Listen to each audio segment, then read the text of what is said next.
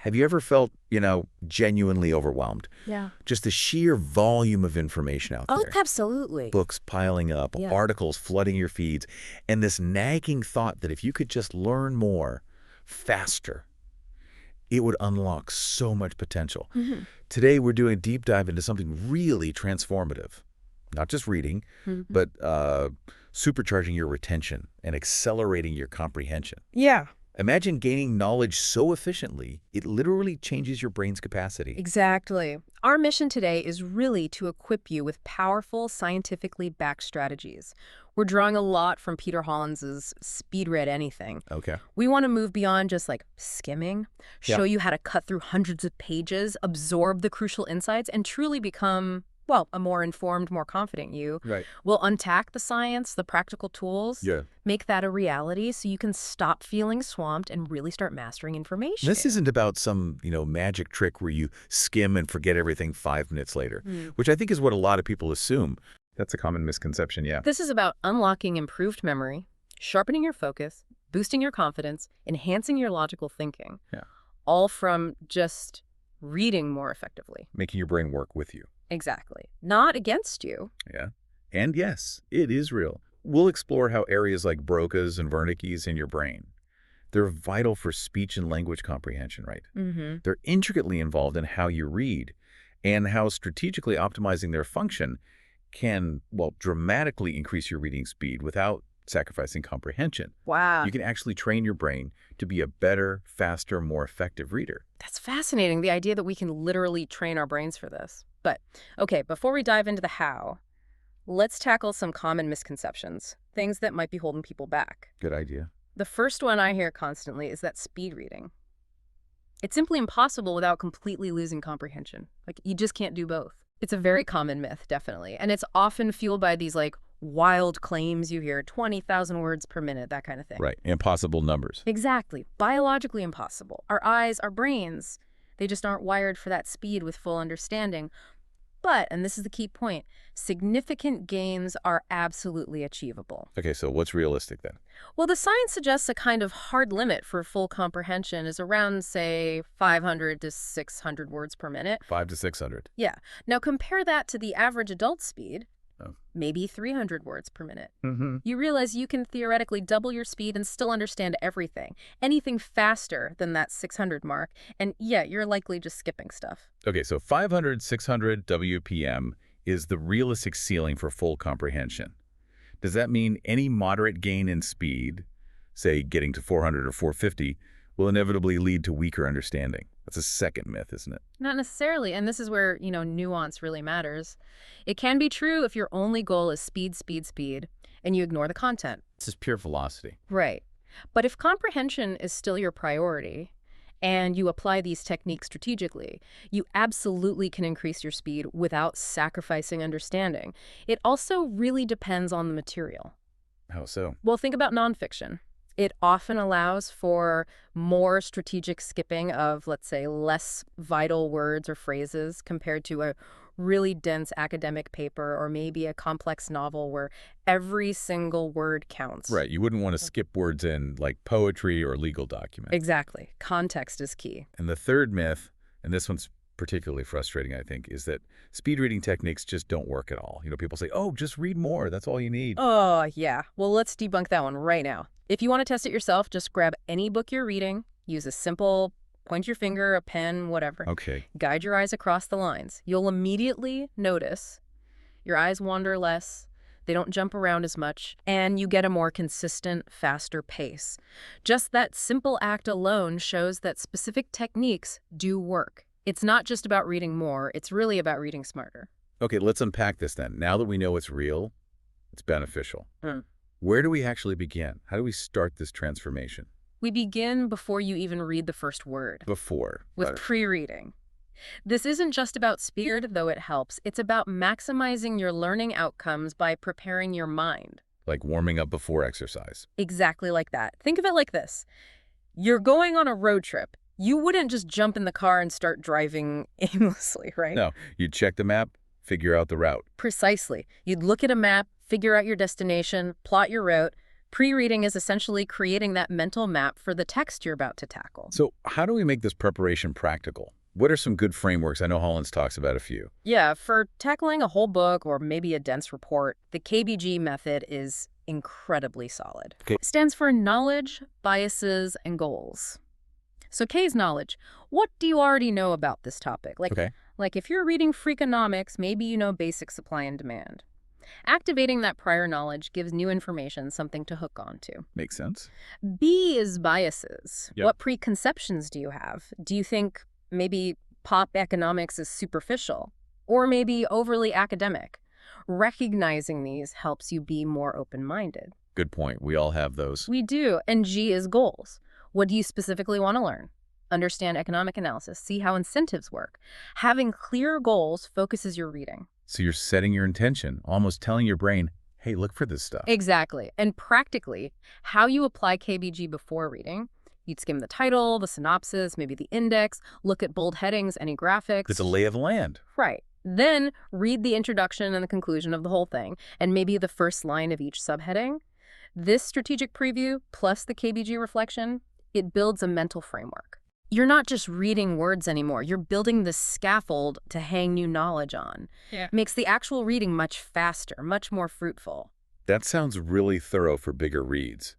But what if I'm just tackling, say, a long article or a report I need to digest quickly before a meeting? Is there a quicker method? Oh, definitely. For those quicker reads, the Thieves framework is like your 5-minute secret weapon. Thieves.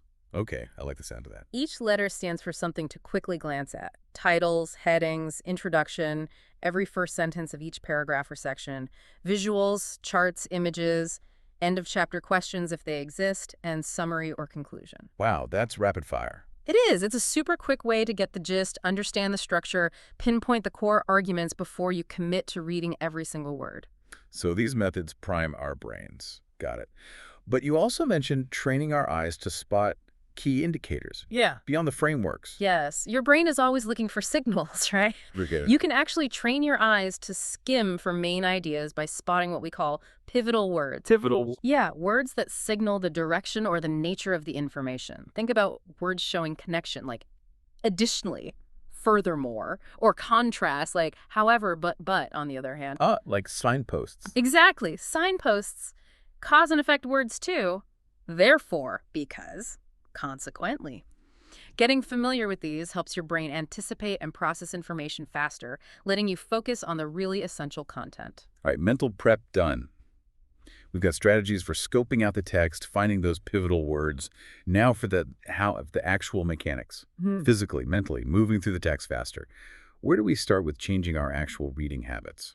That's the big one, isn't it? Because our brains, our eyes, they have some fascinating habits that actually slow us down. We don't even realize it. Yeah, okay. First major one is subvocalization. That inner voice. That's the one. The voice that reads the words aloud in your head as you go. It's linked to Broca's area in the brain, which handles speech production. Now, the limitation here is pretty clear.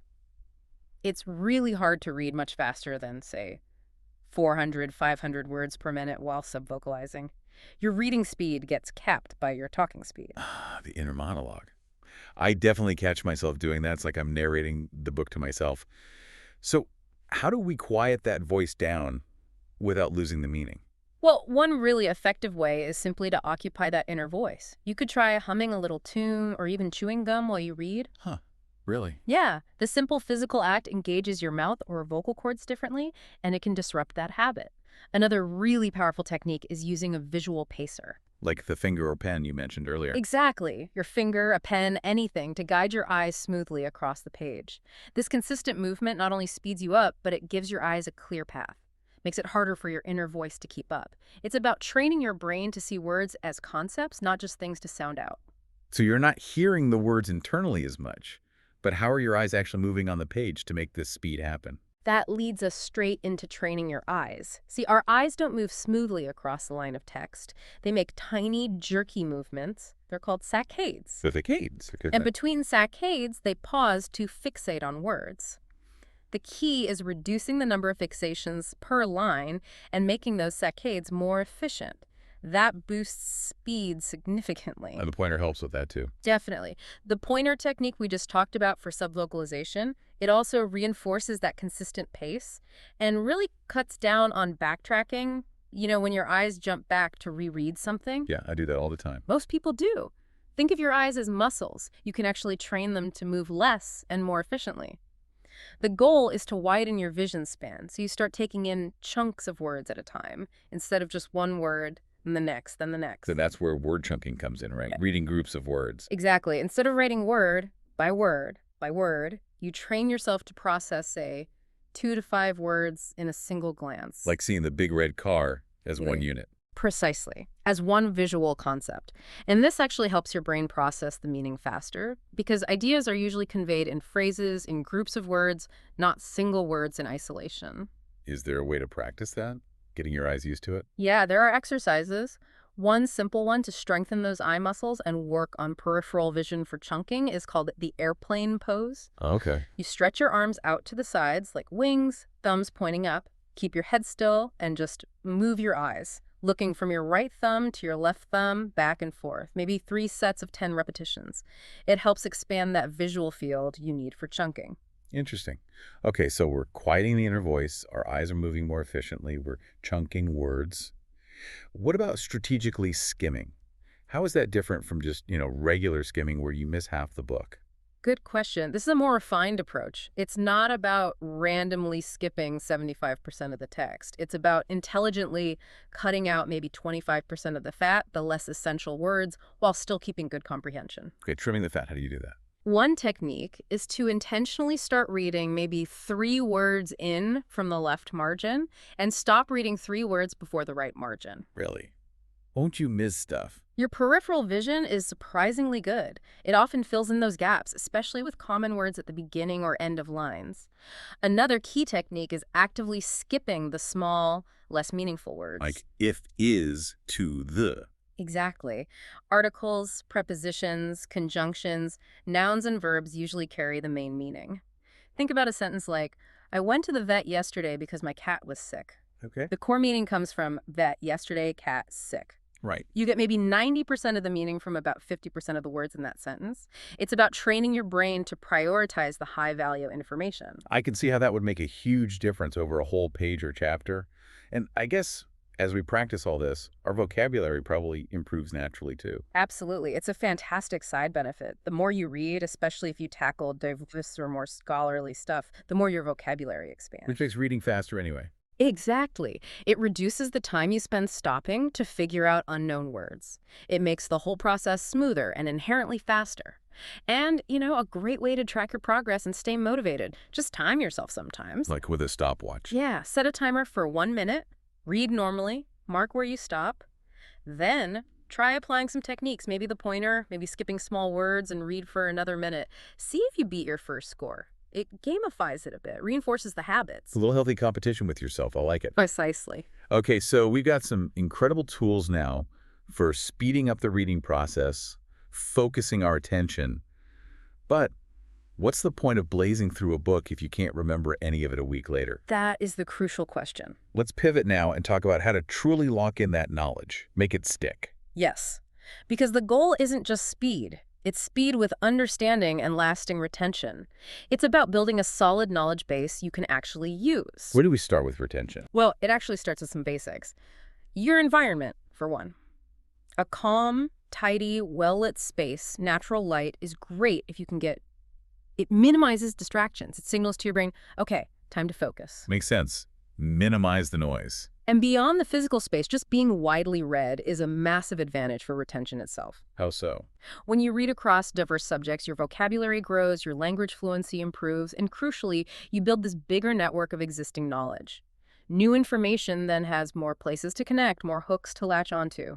It makes integrating and remembering new concepts much, much easier. So the more you know, the easier it is to know more. That's basically it. Yeah. And when it comes to actively making things stick, visualization is a powerhouse. Seeing it in your head. Exactly. Humans are incredibly visual creatures. Something like 70% of our daily sensory input is visual, so dynamic comprehension. That means actively translating the words on the page into a vivid series of images in your mind. Like watching a movie of the text. Pretty much. It's more engaging than just hearing that inner voice, that sub-vocalization. It's often a more efficient way for your brain to process and store the information. How do you practice that? It sounds a bit abstract. It takes practice for sure. I often recommend starting with really descriptive fiction. Think fantasy novels like something by Brandon Sanderson or maybe Game of Thrones. The rich detail makes it easier to visualize. Okay. And a simple exercise. Find a picture or just look closely at an object or a person. Study it carefully for maybe 30 seconds. Then close your eyes and try to recount every single detail you can possibly remember. It builds that mental visualization muscle. Okay, I can try that. So beyond seeing the information, how do we actively process it, cement it in our minds? What are the big retention strategies? Right. Active processing is key. One of the most powerful things you can do is active note-taking and summarizing. Not just highlighting. Definitely not just highlighting. Highlighting can be passive. Active note-taking means engaging with the material. Write down your thoughts, underline key phrases, maybe even copy out passages that really resonate. Karl Marx apparently did that extensively with his notes. Wow. And then, after reading a section or a chapter, force yourself to summarize the main ideas in your own words. Use bullet points, a short paragraph, whatever works. This forces your brain to process, condense, and reformulate the information. Making it yours. Exactly. And building on that, the ultimate test of whether you've truly understood and retained something. Pass on your knowledge. Teach it to someone else. Yes. Try explaining what you've learned to a friend, a colleague, anyone who will listen. If you can explain it clearly, concisely, and answer their questions, you know you've got it down deep. That's so true. There's nothing like trying to explain something complex to realize exactly where your own understanding is fuzzy. Precisely. And for a more visual way to organize all that knowledge you're retaining, mind maps are fantastic. How do those work best for retention? They're incredibly effective because they mirror how our brains often link ideas. You start with a central theme in the middle, say economics, then you branch out with related concepts. Supply-demand on one branch, monetary policy on another, maybe Veblen goods branching off consumer behavior. Use keywords, images, colors. Okay. It visually aggregates the concepts and, crucially, shows the relationships between them.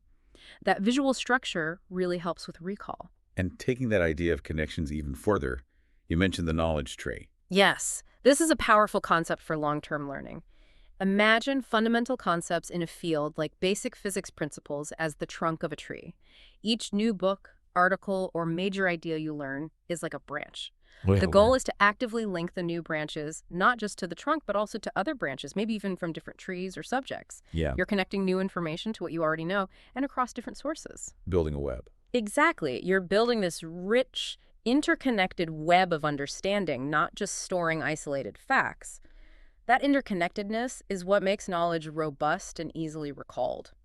That's a really profound way to think about building knowledge over your lifetime. Okay, finally, as a kind of overarching framework, something that pulls a lot of this together for really deep engagement with any text.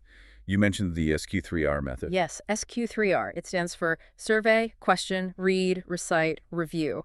It's an incredibly robust, holistic method for deep learning, not just speed. Okay, walk us through it. S is survey. Right, survey. First, get that general overview we talked about with pre-reading. Yeah. Look at the title, intro, headings, graphics, summary, like getting the map before the road trip. It sets goals and gives you mental context. Q is question. Question. Turn those chapter titles and headings into specific questions you want the text to answer.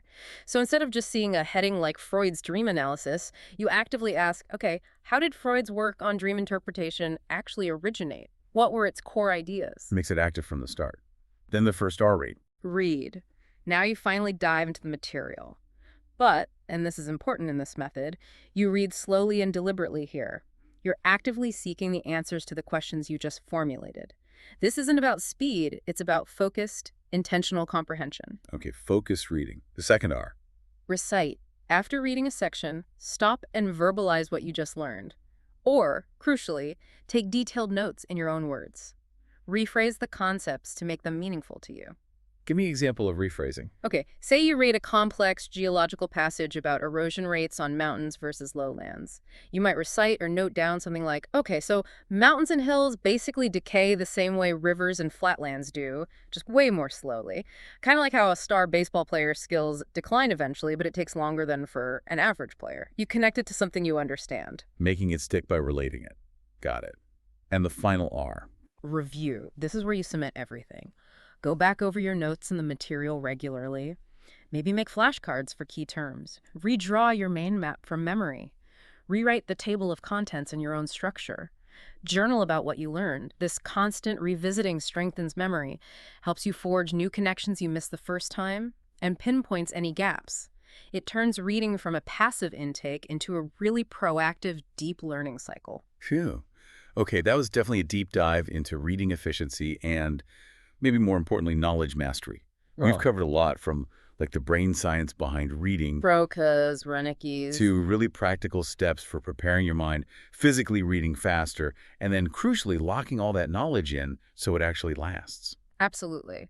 And the key takeaway, I think, is that speed reading, done right, isn't really about rushing. It's about intentional engagement. It's strategic efficiency. Right. By managing subvocalization, training your eyes, using smart pre-reading techniques, and actively visualizing and reviewing, you're not just reading faster, you're learning smarter, you're understanding more deeply, and you're gaining this incredible confidence in your ability to tackle complex information.